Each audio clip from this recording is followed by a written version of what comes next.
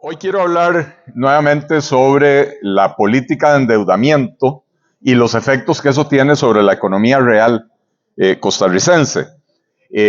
Ya se presentó un nuevo presupuesto extraordinario, pero no solo ahí, este gobierno nos ha venido vendiendo la idea de atraer o contraer deuda externa. Siempre nos dicen que es para canjear deuda cara por barata, y esto no es así. Para mí, canjear deuda cara por barata es recibir la plata de la deuda externa y usarla para cancelar deuda interna.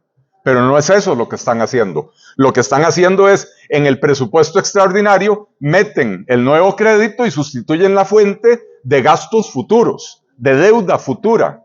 Entonces no hay tal canje de deuda cara por barata. Y como decía en una intervención anterior, a Costa Rica se le está convirtiendo esto en un hábito, ¿verdad? Estamos como drogados con el tema de la deuda barata. No solo en el presupuesto extraordinario, sino que a cada rato vienen diferentes propuestas para endeudarse más, Fondo Monetario, eurobonos, BID, préstamos por descarbonización, etcétera, ¿verdad? Y siempre con títulos rimbombantes, pero al final de cuentas, los créditos que estamos obteniendo por descarbonización no son para utilizar en el programa de descarbonización, son para gastos casi que discrecionales del gobierno. Y esto lo que está haciendo es inundando el mercado de dólares, sumado a la política monetaria del Banco Central de mantener la tasa de interés excesivamente alta, ¿verdad? Creando un incentivo para traer esos dólares, lo cual contribuye a la apreciación del colón, y entonces se ganan una tasa de interés altísima, y cuando van a devolver los dólares afuera del país, los recompran a un precio más barato. Entonces tienen una doble ganancia en ese capital especulativo. Bueno, es un tema complejo, pero el Banco Central básicamente maneja dos cosas. La política monetaria, que tiene que ver con manejar los flujos de dinero en la economía, de lo cual depende la inflación, ¿verdad? Si el Banco Central suelta muchos colones a la calle puede provocar inflación. Si recoge colones puede provocar un frenazo en la economía, ¿verdad? Entonces, encontrar el equilibrio es bastante complicado. Y la política cambiaria, es decir, el tema del tipo de cambio, ¿verdad? Porque la ley del Banco Central le dice que su obligación es mantener la estabilidad interna y externa de la moneda. Es decir, la inflación es la estabilidad interna, el tipo de cambio es la externa. Pero al final las dos cosas están muy íntimamente ligadas. ¿Qué está haciendo el Banco Central en este momento? Tenemos una inflación negativa. Cuando la inflación es negativa, los bancos centrales tienden a bajar las tasas de interés, porque al bajarse las tasas de interés se dinamiza la economía. Al dinamizar la economía es como calentar el motor, y eso hace que la inflación vuelva por lo menos al rango positivo, ¿verdad? No queremos mucha inflación, pero como nos demostró Japón en los años 80 y 90 y la primera década del siglo XXI, la deflación es muy peligrosa, es muy difícil de curar, ¿verdad? Y Japón pasó de ser una de las principales economías del mundo a un lugar ya de media tabla, ¿verdad? Porque no supieron salir o no pudieron salir de un proceso deflacionario. El Banco Central, teniendo inflación negativa y ya casi -2, mantiene las tasas las tasas de interés, la tasa de política monetaria, muy alta, la está manteniendo, ahora está en 5,75, debería estar muchísimo más baja para eliminar la deflación. Al estar la tasa de interés tan alta, ¿qué pasa? Que provoca que gente de afuera del país traiga dólares al país, los convierten a colones, los invierten en títulos de diferentes naturaleza en Costa Rica. Las tasas de interés son muy altas porque al estar la tasa de política monetaria en un 5,75, es una tasa que usan los bancos de referencia, de ahí para arriba los bancos dan rendimientos, ¿verdad? O el gobierno, el Ministerio de Hacienda. Y entonces ellos vienen y dicen, ok, yo traigo $1,000 a 550, son 550,000 colones. Invierto esos 550,000 colones, me gano 7-8% en colones, pero cuando voy a cambiarlo, ya el tipo de cambio no está a 550, está a 520, y entonces tienen una segunda ganancia. Entonces eso incentiva que entre capital de afuera, capital no necesariamente productivo, capital especulativo. Entre más entra esa plata, más se deprime el tipo de cambio. Y lo que está terminando por pasar hoy es que el sector productivo nacional está viéndose en apuros. Usualmente, cuando el tipo de cambio baja, los importadores están felices, porque una carambada que vale $1, si el dólar está a 600, vale 600 colones. Si el dólar está a 500, vale 500 colones. Los importadores están felices y los consumidores que consumimos productos importados, ¿verdad? Y los otros que están felices son las personas que tienen deudas en dólares. Porque si yo debo, no sé, si mi cuota son $800, no es lo mismo $800 a 600 pesos, que son 480,000 colones, que $800 a 500 pesos, que son 400,000 colones. Baja la cuota. Lo curioso, el otro día yo hablaba con un conocido mío que es importador y me dice, yo al principio estaba feliz. Me dice, pero el producto que yo distribuyo lo usan empresas, lo usan consumidores, lo usa todo el mundo, y las empresas a las que yo les vendo al por mayor se la están viendo de a cuadritos.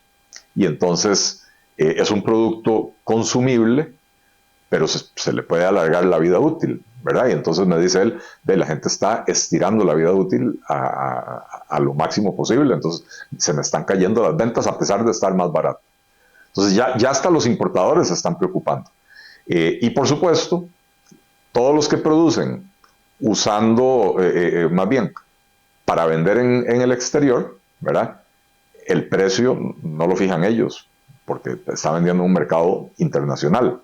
Y entonces, si lo que usted produce vale $10 en el mercado, usted va a cobrar $10. A 500 son 5,000 colones. A 600 son 6,000 colones, el mismo producto al mismo precio internacional. Pero, perdóname, y con eso termino, pero los costos de la mano de obra siguen subiendo, los costos de la electricidad siguen subiendo, entonces el productor nacional que exporta se está viendo en problemas. Y el productor nacional que compite con producto importado se está viendo en problemas. Entonces, esto está afectando a toda la economía. Los caficultores están pasando un momento muy grave.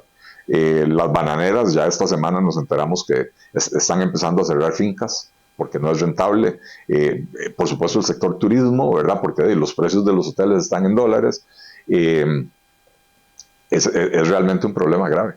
El Banco Central por ley es autónomo, no tiene que hacernos caso a los diputados, no le podemos girar órdenes, no podemos aprobar una ley obligándolo a subir las tasas de interés o a bajarlas. Y en teoría también tiene independencia del gobierno, del Poder Ejecutivo, ¿verdad? Digo en teoría porque el presidente del Banco Central anterior mató por completo la independencia. El presidente Carlos Alvarado se refería al presidente del Banco Central como el vocero del equipo económico. Y entonces ahí se rompió eso. Bueno, mi teoría es que el actual presidente del Banco Central tampoco está actuando independientemente, que está recibiendo instrucciones del gobierno. Ahora, ¿cuál es el objetivo? Bueno, por un lado, claro, mantener la inflación baja hace que el gobierno se vea bien, ¿verdad? Pero no podemos dejar de ver que a pesar de que la economía está creciendo, y eso es una buena noticia, la economía está creciendo y Costa Rica está destruyendo empleos. Hoy en día hay 100,000 personas menos empleadas que hace un año. Y hay más de 200,000 personas menos en la fuerza laboral. Es decir, gente que, como no hay brete, se retiran de la fuerza laboral, dejan de buscar. Y entonces es muy preocupante. O sea, uno no puede dejar de preocuparse. El Banco Central está asumiendo una posición excesivamente conservadora, de decir, no voy a bajar las tasas de interés para que no se me dispare la inflación. Pero es que hoy no tenemos inflación, hoy tenemos deflación. Y es peligrosísimo mantenerse periodos prolongados en deflación. Entonces, si pasa 1, 2 o 3 meses, no pasa nada. Hasta puede moderar la inflación del año. Pero cuando lo tenés, ya vamos por 8 o 9 meses consecutivos y está llegando casi a un -2 la inflación, es muy peligroso. Muchas gracias, presidente. Muy buenas tardes, tengan todos y todas. Yo traía un control político hoy preparado sobre otro tema, pero no puedo dejar de hablar de algo que me ha indignado como pocas cosas desde que decidí entrar a la política. Hoy se publicó, tal vez fue ayer y yo lo vi hoy, un artículo de un asesor contratado por el Partido de Liberación Nacional para llevarlo a su peor desempeño en procesos municipales en la historia del partido, donde el señor, que no se merece el título de señor, justifica y por supuesto reparte culpas por los vergonzosos resultados que obtuvo el partido que él fue contratado para asesorar. En particular, lo que me indigna, porque que él justifique su pérdida de esos problemas de los que le pagaron para que los asesore, ¿verdad?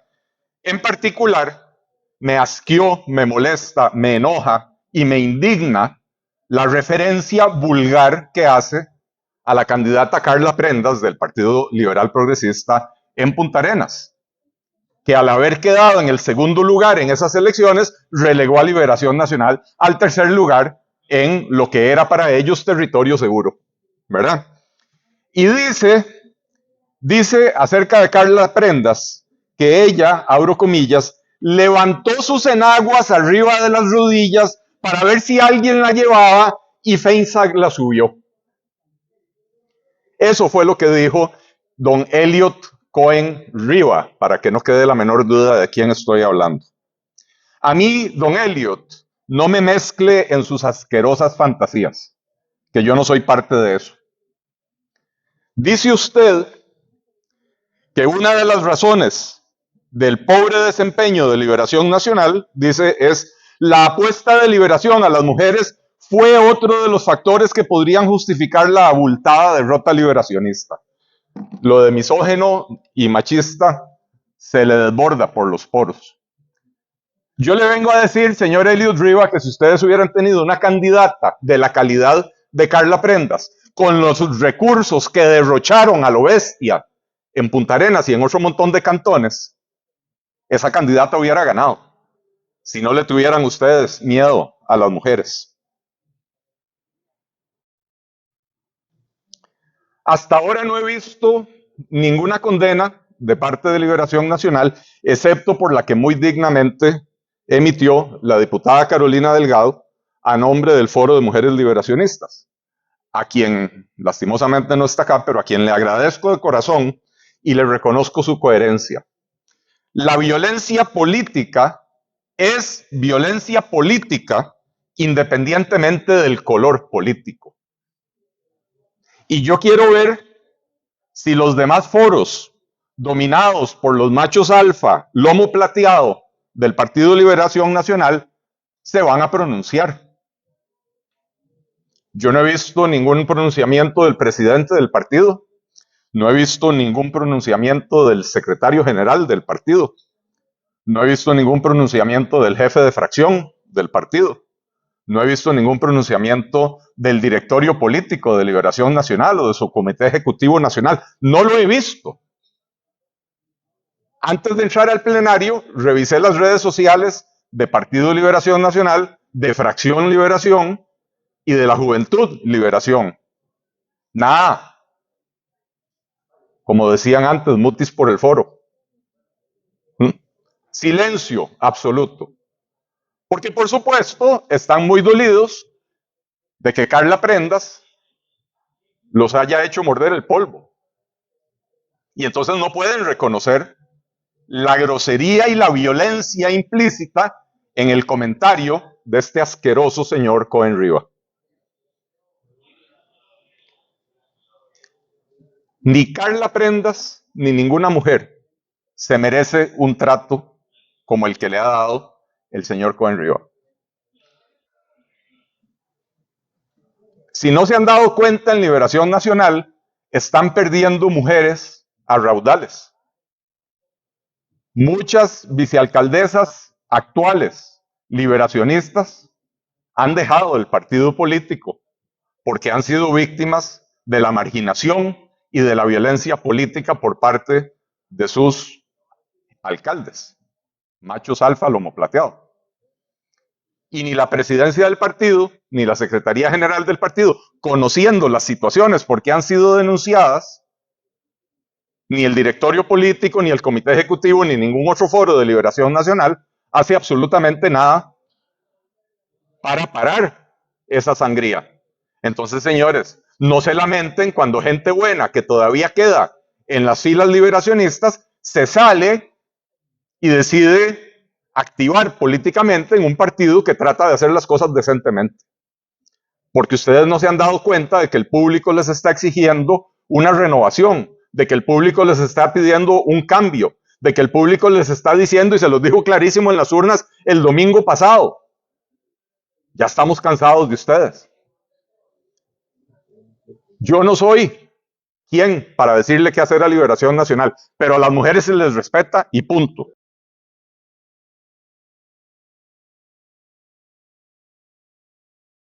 Qué buena pregunta. Yo creo que los políticos tenemos una responsabilidad porque el público costarricense, el pueblo, nos observa. Si nosotros normalizamos el maltrato, entonces en el debate público se vuelve normal. O sea, si la gente dice, si el presidente dice eso, yo también puedo, ¿verdad? Y ciertamente estamos viviendo un periodo donde el vocabulario que se ha utilizado desde Casa Presidencial en las conferencias de prensa y desde la Asamblea en el control político ha sido un vocabulario violento, donde el presidente ataca a los diputados, diputados y diputadas, ¿verdad? Donde diputados y diputadas atacan al presidente y muchas veces con más fuerza de la necesaria, ¿verdad? Yo creo que uno perfectamente puede criticar al presidente manteniendo la cordura, manteniendo la decencia a la hora de criticarlo. Es parte de nuestra función, el control político, y por lo tanto lo hacemos así, ¿verdad? Pero sí han habido abusos aquí en la Asamblea Legislativa, probablemente en respuesta a los constantes abusos verbales de todos los miércoles en conferencia de prensa del presidente. Lo de nuestra candidata alcaldesa por Punta Arenas, Carla Prendas, o sea, realmente fue asqueroso, asqueroso. Un consultor contratado para la campaña municipal de Liberación Nacional, que por cierto, la plata que se haya ganado no se la mereció, ¿verdad? Ese señor, porque de Liberación Nacional pasó de tener 42 alcaldías a 29 o 30. El peor resultado para Liberación Nacional en su historia, ¿verdad? Ese consultor escribe un artículo explicando el porqué de la derrota con una arrogancia absoluta, porque él no asume ninguna responsabilidad, y dice que el hecho de tener que poner tantas mujeres le pasó factura a Liberación. Ojo, empezamos por ahí, ¿verdad? Que esa es la ofensa general, que me parece que es gravísima, ¿verdad? Y segundo, dice que en el caso de Punta Arenas, dice Carla Prendas, estas fueron sus palabras, se levantó la enagua por encima de la rodilla para ver quién la llevaba y Feinsack la subió. Y entonces atribuye a eso, a la cantidad de votos que obtuvo Carla Prendas, porque sacó alrededor de 6,000 votos en unas elecciones que el candidato ganador obtuvo 8,000 y Liberación obtuvo alrededor de 5,000, ¿verdad? Que al salir Carla Prendas, lo que hizo fue facilitarle el trabajo al PUSC, que fue el que ganó, y que por eso el PLN perdió, ¿verdad? Pero la vulgaridad del comentario, ¿verdad? Para mí es absolutamente inaceptable, y por eso lo dije en el plenario y lo repito. El señor Elliot Cohen Riva, el consultor que había contratado Liberación Nacional, no merece volver a tener trabajo como consultor político en este país. Me parece que eso, por más disculpa que haya emitido después, emitió una disculpa donde primero se declara el primer defensor de la igualdad de género y todo lo demás. En ningún momento ofrece una disculpa a Carla Prendas, ni se arrepiente. Básicamente es me arrepiento de que me hayan pescado, ¿verdad? No me arrepiento de haber hecho algo mal, ¿verdad?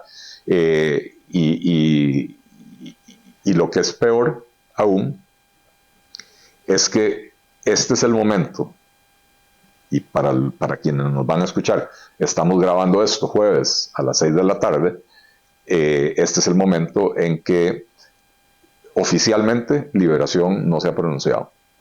El movimiento de mujeres de liberación sí lo hizo ayer temprano y hay que reconocerlo y agradecerlo, y así lo hice yo en el plenario. El movimiento de mujeres dijo: violencia política de género es violencia política de género, no importa el color político de la ofendida. Pero el Partido de Liberación Nacional como tal no ha emitido un comunicado. La jefatura de fracción francamente asumió una posición vergonzosa, diciendo que ellos no tienen por qué asumir la responsabilidad de lo que dice un consultor que ya no está trabajando para el partido, cuando yo no espero que asuman la responsabilidad. Lo que yo espero es que repudien esas palabras, ¿verdad? Y después, además, incurren en el contraataque, tratando de desviar la atención de lo que ellos mismos, el problema en el que ellos mismos se metieron, ¿verdad? Así que, bueno, esa fue la situación en lo concerniente a Carla Prendas. En lo concerniente a doña Gloria Navas, ella hace una advertencia que es real, que es que Costa Rica, si no tomamos medidas importantes pronto en materia de seguridad, podríamos convertirnos en un narcoestado. Ya hay evidencias de la penetración del narco en todos los segmentos de la sociedad costarricense. Si no hacemos algo, podríamos convertirnos en un narcoestado. Y ella señala que, a juicio de ella, la policía no está, o la fuerza pública no está haciendo todo lo que debería o lo que podría. Y el presidente responde diciendo que es inconcebible que una diputada que se ha sentado en la galleta y no ha hecho nada haga esa crítica. Doña Gloria es la presidenta de la Comisión de Seguridad y Narcotráfico. No siempre coincido con las posiciones de ella en esta materia, pero la Comisión de Seguridad y Narcotráfico ha hecho avanzar una serie de proyectos importantes, algunos que ya están llegando al plenario para quemar mociones, etcétera, pero que han avanzado, ¿verdad? La crítica del presidente es inmerecida, ¿verdad? Pero él recurrentemente hace eso: atacar a la persona en vez de atacar los hechos o las ideas, ¿verdad? Así que, bueno, ayer el plenario, bueno, ayer yo hablé en mi control político del tema de Carla Prendas, lo cual provocó una respuesta del jefe de fracción de Liberación Nacional, como decía, a mi juicio, totalmente desatinada, lavándose las manos. Y hoy otros diputados sacan a relucir el tema de doña Gloria Navas, se presenta una moción repudiando las palabras del presidente Chávez, moción que yo apoyé, ¿verdad? Porque efectivamente este nivel de violencia verbal hay que pararlo, ¿verdad? Y hoy sí se pararon un montón de diputados que ayer guardaron silencio vergonzosamente, que ayer, cuando era porque la ofendida era del PLP, y ¿qué importa el PLP? Se quedaron calladitos. No, y ni siquiera es porque la ofendida era del PLP, sino porque el que ofendió era de ellos, y entonces no se atreven a repudiarlo. Hoy, como el que ofendió es el presidente, entonces ahí están todos de primeritos tirándole al presidente y que qué barbaridad, y defendiendo a doña Gloria, pero la incoherencia y la contradicción estuvo a flor de piel. Sí, así es. El tema del endeudamiento lo hemos venido señalando porque entre más se endeuda el gobierno, más dólares ingresan. Y si ya tenemos una sobreoferta de dólares que tiene el tipo de cambio muy bajo, seguir aprobando créditos en dólares lo que está haciendo es reforzando que el tipo de cambio se mantenga bajo o incluso que caiga aún más. Y entonces de ahí es importantísimo, por un lado, que el Banco Central actúe sobre las tasas de interés, y por el otro lado que la Asamblea Legislativa actúe para moderar esa drogadicción que tenemos con el endeudamiento externo. con el cuento de que van a sustituir deuda cara por barata, que nos traen bailados. Porque para mí sustituir deuda cara por barata quiere decir, ok, obtuve un crédito con una tasa de interés mejor, voy a cancelar un crédito viejo con una tasa de interés más alta. Eso no es lo que están haciendo. Lo que están haciendo es diciendo, ok, en el presupuesto nacional yo tenía X gasto que iba a ser financiado con deuda interna, y entonces cuando entra el nuevo crédito externo, dicen, ok, ya no lo voy a financiar con deuda interna, lo voy a financiar con deuda externa, que la tasa de interés es más baja, pero eso no es canjear deuda, ¿verdad? Así que si queremos empezar a resolver problemas, hay que cortar la droga de la deuda rápidamente.